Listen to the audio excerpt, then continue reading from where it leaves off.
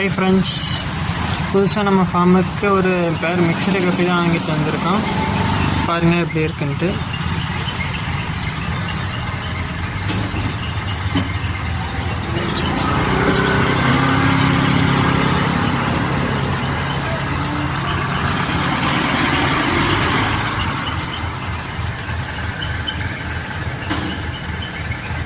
நல்லா பெரிய கப்பீஸ் தான், நல்லா இருக்கு பாருங்க. ஒரு மேலே 2 ஃபீமேல் வாங்கிட்டு வந்திருப்போம். இது குட்டி போட்டால் உங்களுக்கு அப்டேட் பண்ணுறோம்.